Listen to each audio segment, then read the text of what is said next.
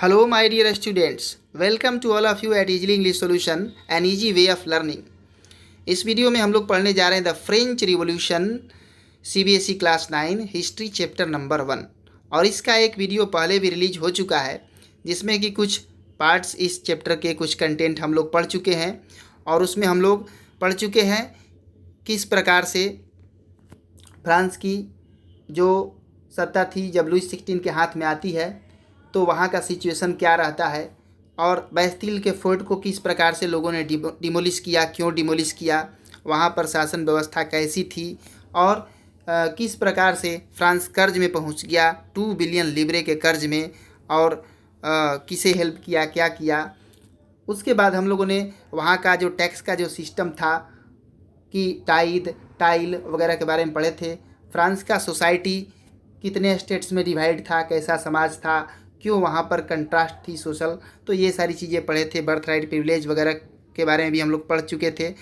तो ये सारी चीज़ें यदि जो भी हमारे फ्रेंड्स, हमारे स्टूडेंट पहली बार इस वीडियो को देख रहे हैं तो इससे पहले भी एक इस चैप्टर का वीडियो रिलीज हो चुका है, कृपया पहले उसको देख लें और उसके बाद चैनल पेज पर जाकर उसको सर्च कर सकते हैं। और उसके बाद इस वीडियो को देखेंगे तो आपको अच्छी तरह से इसका कंसेप्ट समझ में आएगा। और इस वीडियो में हम लोग स्टार्ट करने जा रहे हैं 1.1 द स्ट्रगल टू सर्वाइव, और यहाँ से हम लोग पढ़ेंगे। The population of France rose from about 23 million in 1715 to 28 million in 1789। देखिए, फ्रांस की जो आबादी थी वह करीब 23 मिलियन जो कि 1715 में थी, और 23 मिलियन से बढ़कर 28 मिलियन हो गई 1789 में। यानी 23 मिलियन थी 1715 में और 28 मिलियन हो गई 1789 में, जिस साल की क्रांति हुई थी फ्रांस की। और यह जो आबादी का बोझ बढ़ा तो इससे क्या हुआ, फूड ग्रेन्स का डिमांड बढ़ा। लोग बढ़ेंगे तो भोजन की भी डिमांड बढ़ेगी, और फूड ग्रेन्स का जो प्रोडक्शन था वह इतना नहीं हो पा रहा था। इतना फूड ग्रेन्स का प्रोडक्शन था ही नहीं कि लोगों के डिमांड को फुलफ़िल कर सके। तो जाहिर सी बात है, जब डिमांड से कम प्रोडक्शन होगा तो क्या होगा, प्राइस राइज होगा। तो वहाँ भी क्या हो गया कि जो ब्रेड का जो प्राइस था वह राइज हो गया, बहुत ही ब्रेड के भाव बढ़ गए। और ब्रेड एक वहाँ का मुख्य भोजन के रूप में है, उसको ज़रूर लोग लेते हैं, और कोई भी भोजन रहेगा ब्रेड उसमें ज़रूर रहेगा, और उसका दाम बहुत तेज़ी से बढ़ गया। तो अब क्या हुआ, most workers were employed as labourers in workshop whose owner fix their wages. अब बेकारी की समस्या आ गई। जो भी वर्कर थे, जो भी काम करने वाले लोग थे, जो कि वर्कशॉप में काम कर रहे थे या जो भी लेबरर्स थे, उनके जो वेजेस थे, उनके जो भी मंथली इनकम्स थे, उसको भी फिक्स कर दिया। जो भी फर्म के ऑनर हैं, जो भी मालिक है, वेजेस को भी कि वेज बढ़ेगा नहीं, भले ही भाव बढ़ रहा है लेकिन उसके अनुसार आपका जो है इनकम नहीं बढ़ेगा। तो इससे क्या होगा, लोगों का विरोध तो बढ़ेगा। तो वेजेस बढ़ेंगे नहीं तो अब लोग क्या करेंगे, लोगों का जो विरोध है, लोगों का विरोध तो वहाँ पर बढ़ेगा। इस प्रकार की सिचुएशन आ गई। But wages did not keep pace with the rise of price. यानी प्राइस बढ़ता गया लेकिन उसके अनुसार मजदूरी नहीं मिलता गया लोगों को। So the gap between the poor and the rich widened. इसलिए जो अमीरों और गरीबों के बीच में जो अंतर था, खाई था, वह और भी बढ़ गया। इसका मतलब क्या हुआ कि जो अमीर थे और भी अमीर हो गए, और गरीब थे और भी गरीब हो गए। अमीर महंगा महंगा सामान बेचकर अमीर, और गरीब उसको खरीदते खरीदते परेशान। Things became worse whenever drought or hail reduced the harvest. This led to a subsistence crisis, something that occurred frequently in France during the old regime. देखिए, अब क्या होता था, परिस्थितियां तो और ख़राब तब हो जाती थी जब सूखा पड़ जाता था या ओला पड़ गया।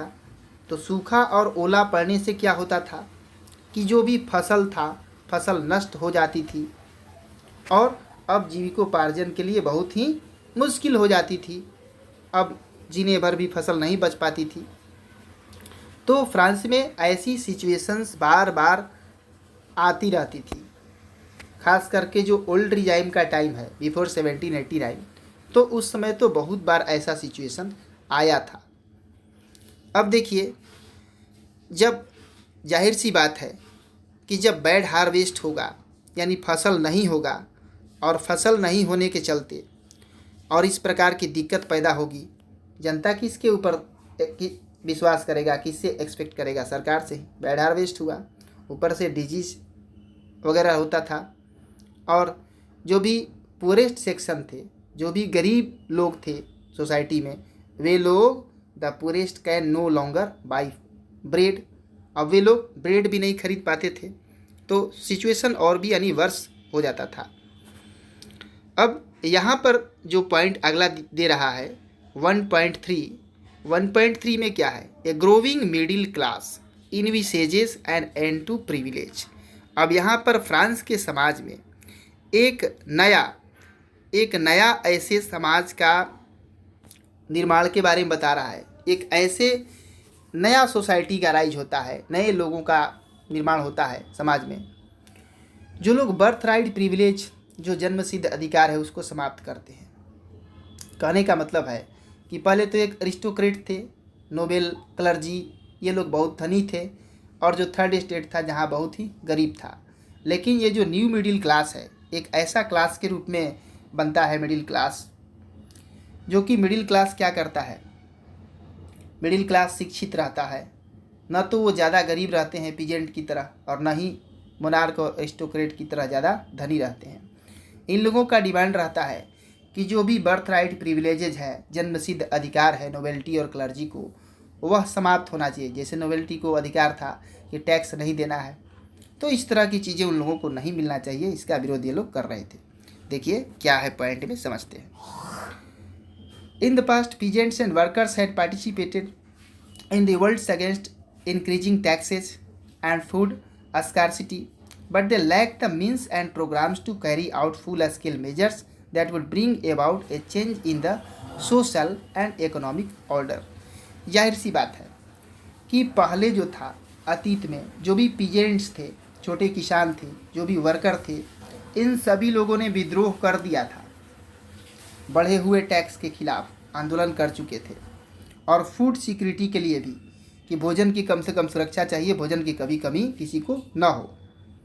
लेकिन इन लोगों का क्या था कि इन लोगों का जो प्रोग्राम था उसको अच्छा सपोर्ट नहीं मिल पाया, अच्छी तरह से प्लानिंग नहीं थी, उसका कोई इस तरह का सुविधाएं नहीं थी, और इसलिए यानी बड़े पैमाने पर वे लोग आंदोलन को नहीं कर पाए थे। इसलिए किसी भी तरह का, उनके आंदोलन करने के बावजूद भी पीजेंट्स और वर्कर्स का कोई भी सामाजिक बदलाव या कोई भी आर्थिक बदलाव देखने को नहीं मिला था, उसका कोई इम्पैक्ट यानी कोई प्रभाव नहीं पड़ा था। This was left to those groups within the third state who had become prosperous and had access to education and new ideas. अब यह जो दायित्व था, यह जो काम था कि सामाजिक बदलाव लाया जाए, आर्थिक बदलाव लाया जाए, अब यह जिम्मेवारी किसके ऊपर पड़ गई? तो थर्ड स्टेट के वे लोग जो थे, जो कि थोड़े धनाढ़ हो गए थे, थोड़े अच्छे कंडीशन में थे इकोनॉमिकली, या शिक्षित जो थे, तो उनके पास नए विचार भी थे शिक्षित होने के चलते, तो उनके ऊपर अब यह दायित्व मिला, यानी उनका अब ये कर्तव्य बनता है कि वे ऐसा कुछ करें। The 18th century witnessed the emergence of social groups termed the middle class, who earned their wealth through an expanding overseas trade and from the manufacture of goods such as woolen and silk textiles that were either exported or bought by the richer members of society। जाहिर सी बात है कि जो 18th century में ऐसा हुआ था कि 18th सेंचुरी में जो नए सामाजिक ग्रुप थे, नया सामाजिक ग्रुप का भी एक उदय हुआ था, एक नया सोशल क्लास बना था, जिसको कि मिडिल क्लास कहते हैं, मध्यम वर्ग कहते हैं। और यह जो मध्यम वर्ग था, मध्यम वर्ग ने अच्छा खासा धन कमाया हुआ था, और यह धन उन लोगों ने कैसे कमाया था? तो विदेशों में व्यापार करके, दूसरे दूसरे देशों में व्यापार करके ये लोग व्यापार क्या चीज़ों का करते थे, तो जो भी फैक्ट्री में, चूँकि इंडस्ट्रियलाइजेशन उस समय तक हो चुका था वहाँ, तो जो भी फैक्ट्री में मैन्युफैक्चर्ड गुड्स थी, फैक्ट्री में जो प्रिपेयर्ड सामान थे, जैसे कि वुलन हुआ या सिल्क के जो भी कपड़े हुए, तो इनको ले जाकर दूसरे देशों में एक्सपोर्ट करते थे, बेचते थे, और इस प्रकार से अर्निंग करते थे। और समाज के एक थोड़ा धनी तबका ये लोग हो चुके थे, मध्यम वर्ग के लोग। In addition to merchants and manufacturers, the third state included professions such as lawyers और administrative officials। देखिए अब जो है इसमें क्या है कि जो भी व्यापारी वर्ग थे और जो भी मैन्युफैक्चरर थे, सामान को बनाने वाले थे और व्यापारी थे, उनके साथ साथ थर्ड स्टेट में प्रोफेशनल लोग भी थे, जैसे कि लॉयर थे, वकील थे, या जो भी प्रशासनिक अधिकारी वगैरह थे, तो ये लोग भी थोड़े धनी थे, मिडिल क्लास में आ गए। All of these were educated and believed that no group in society should be privileged by birth. अब देखिए ये जो सभी लोग थे, इनके विचार क्या थे? ये सभी लोग शिक्षित थे और इस बात में ये लोग विश्वास करते थे कि समाज का कोई भी ऐसा वर्ग नहीं चाहिए, कोई भी ऐसा समाज का वर्ग नहीं चाहिए जिसको बर्थ राइट प्रिविलेज मिला हो, जन्म से ही ऐसा अधिकार मिले कि जन्म इस खानदान में ले लिए तो आपको टैक्स नहीं देना है या आपको राज्य की तरफ से छूट रहेगा, ऐसा कुछ नहीं होना चाहिए। Rather, a person's social position must depend on his merit. These ideas envisaging a society based on freedom and equal laws and opportunities for all were put forward by philosophers। अब देखिए क्या है आगे, यानी इन लोगों के विचार क्या थे? इन लोगों के विचार ये थे, पहले तो ये हुआ कि बर्थ राइट प्रिविलेज नहीं मिलना चाहिए। दूसरा क्या हुआ कि समाज में पोजीशन ऊंचा मिलना चाहिए, लेकिन उसको मिलना चाहिए, वह डिपेंड होना चाहिए मेरिट पर। यदि कोई व्यक्ति जन्म लिया, बड़ा हुआ, उसका कोई ऐसा क्वालिटी है अच्छा, तो उसको सोशल स्टेटस अच्छा मिलना चाहिए भाई, उसके क्वालिटी के अनुसार। और ये सारे जो आइडियाज़ थे, ये सारे जो तरीके थे, वह फ्रीडम पर आधारित था, स्वतंत्रता पर आधारित था। यानी लोगों को स्वतंत्रता जब मिलेगी तब तो यह आइडिया जो है स्थापित होगा, समाज में लागू होगा। और कानून के सामने सबको बराबर का दर्जा मिलना चाहिए, बराबर अवसर मिले। जैसे नोवेल्टी और क्लर्जी के लिए कानून दूसरा था, उनको छूट थी और बाकी थर्ड स्टेट के लोगों को नहीं थी। जैसे वोट वाला ही बात यदि आप लीजिए, तो अब सोसाइटी में ये आपको क्लास के अनुसार वोटिंग था। 600 मेंबर थे थर्ड स्टेट का और 300 मेंबर थे, 300 नोवेल्टी, 300 क्लर्जी का। अब बताइए, एक वोट माना जाता था, नोवेल्टी का भी एक वोट माना जाएगा, क्लर्जी का भी एक वोट और थर्ड स्टेट का भी एक ही वोट माना जाएगा यदि वोटिंग होगा तो इस तरह का। बहुत सारे निर्धन लोग थे, जो गरीब लोग हैं, उनको राइट टू वोट नहीं था, सिर्फ प्रॉपर्टीड मैन को था। तो ये सारे कंट्रास्ट तो थी ही, कहाँ जो है वहाँ पर लॉ के सामने, कानून के सामने इक्वलिटी कहाँ था? संविधान के सामने कोई बराबर नहीं था। तो ये सारी जो चीज़ें थी, इसको समाप्त करने का डिमांड था। हालांकि राइट टू वोट वाला डिमांड इनकी भी सरकार आई, क्रांतिकारियों की भी, तो जो राइट टू वोट था गरीब लोगों को प्रोवाइड इन लोगों ने भी नहीं किया, प्रॉपर्टीड मैन को ही प्रोवाइड किया था। बाद में हुआ था मैक्सिमिलियन रोबिस्पियरे के समय में, उसने सबको राइट टू वोट दिया था। 21 साल से ऊपर के जो भी मेल है उनको दिया था, फीमेल को तब भी नहीं था वहाँ पर। तो यानी ये सब जो सोशल सिचुएशन था इक्वल हो, इनका डिमांड था कि समाज में कानून के सामने सभी बराबर हों, सबको बराबर अवसर हो और कोई भी जन्म से बड़ा ना हो, कर्म से बड़ा हो। इस तरह का डिमांड इन मध्यम वर्ग के लोगों का था। और देखिए, लोगों के अंदर ऐसी भावनाएं भरने में कुछ दार्शनिकों का भी हाथ था, उन लोगों ने भी रास्ता दिखाया। अब जैसे उस टाइम के फिलोसफर थे, बहुत ही प्रसिद्ध दार्शनिक थे। दार्शनिक का काम ही होता है जीवन का रास्ता दिखाना। जैसे आपको जॉन लॉक थे या जीन जैकस रूसो थे। रूसो तो बहुत ही फेमस थे, रूसो के बारे में तो आप लोग बिल्कुल सुने होंगे, जानते होंगे। तो एक किताब लिखा जॉन लॉक ने, उस किताब का नाम था two treatises of government. Two treatises of government. और उसमें उन्होंने कहा, Locke sought to refute the doctrine of the divine and absolute right of the monarch. यानी उन्होंने इस चीज़ का विरोध किया कि यह जो डॉक्ट्रिन है, यह जो सिद्धांत है डिवाइन और एब्सोल्यूट राइट का, कि राजा क्या है, राजा डिवाइन है, राजा दैवीय है, देवता के समान है, और उसको एब्सोल्यूट राइट है, यानी उसको एकदम अंतरिम अधिकार है, अब उसके अधिकार को कोई खंडित नहीं कर सकता है, जो कह देगा वही होगा। तो मोनार्क का जो इस तरह का वैल्यूएशन बना हुआ था, इस वैल्यूएशन को उन्होंने नकारा कि ऐसा मोनार्क को शक्ति नहीं मिलना चाहिए कि वह देवता की तरह पूजा जाए और जो वह कहे वही फाइनल नियम होगा। Rousseau carried the idea forward proposing a form of government based on a social contract between people and their representatives. अब देखिए रूसो ने आगे क्या बताया।